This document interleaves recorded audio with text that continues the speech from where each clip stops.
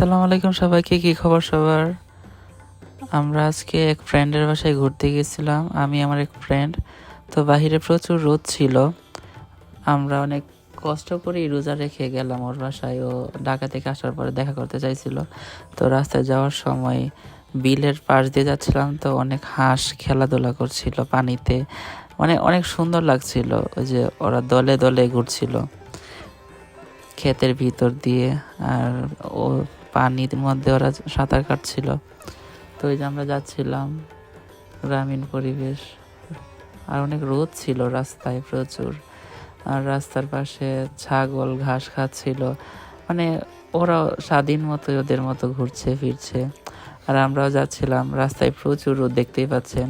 আর আমরা ওই যে সামনে গ্রামটা দেখা যাচ্ছে, ওই গ্রামে যাব। তো রাস্তায় মানে অটো রিক্সা কিছুই ছিল না, হেঁটে হেঁটে যাচ্ছিলাম। আর ক্ষেতের আইল দিয়ে যেতে ভালোই লাগছিল অনেকদিন পরে। আমার ফ্রেন্ড আর আমি অনেক মজা করে যাচ্ছিলাম। এই যে দেখতে পাচ্ছেন আমরা যাচ্ছি, এই যে আমি বারবারই পরে যাচ্ছিলাম, আমার ফ্রেন্ডও পরে যাচ্ছিল। তখন চিকন আইল আর প্রচণ্ড রোদ, মানে মানে ক্ষেতের আশেপাশে কোনো গাছই নাই যে আমরা একটু দাঁড়াবো বা একটু ছায়ার নিচে করবো। এই যে আমরা অনেক দুজন হাঁটছি, রাস্তা তো শেষ হয় না। অবশেষে আমার ফ্রেন্ডের বাড়িতে গেলাম, ওইখানে ওদের বাড়ি একটু ফুটেজ নিলাম। গ্রামীণ পরিবেশ ভালোই, ওরা সবাই কাজে ব্যস্ত।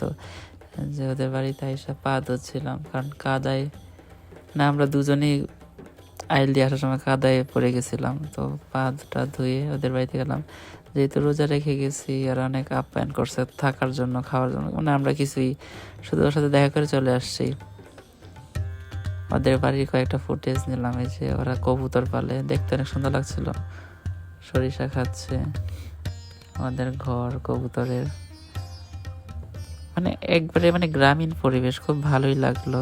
ওদের বাড়িতে সব কিছুই আছে যেরকমটা হয় আর কি একটা গ্রামীণ বাড়িতে। ওদের মরিচের ক্ষেত, আমি দেখি তো ওদের ক্ষেতে নামলাম এবং মরিচ তোলা শুরু করলাম। কয়েকটা মরিচ তুললাম, যেহেতু গাছ থেকে, সবই ফুটেজ নেওয়ার জন্য। আহামরি কোনো কিছু না যে মরিচ তুলে নিয়ে বাসায় আসলাম, এরকম কিছু না। ঘুরতে গেলাম, একটা স্মৃতি থাকলো যে মরিচ ক্ষেতের। ফ্রেন্ডের বাড়িতে গেছিলাম 2026 সালে। অবশেষে আমরা বাসায় ব্যাক করব, তাই যাওয়ার সময় রাস্তায় আমরা একটু জিরাচ্ছিলাম। এদিকে আমার ফ্রেন্ড কোনো কাজ নাই দেখে ফিরিওয়ালার সাথে অনেকক্ষণ গেজাইলো। এখন আমরা বাসায় ব্যাক করছি।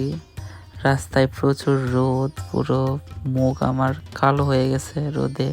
আমার ফ্রেন্ডের অবস্থা খারাপ, ও রোজা রেখে গেছে আমার সাথে। এই যে দেখতেই পাচ্ছেন এত রোদ, তাও গ্রামের মানুষ কাজ, মানে ওরা কাজ ফেলে রাখে না। শত রোদের মাঝে যে ধানের ক্ষেতে ওরা সার দিচ্ছে।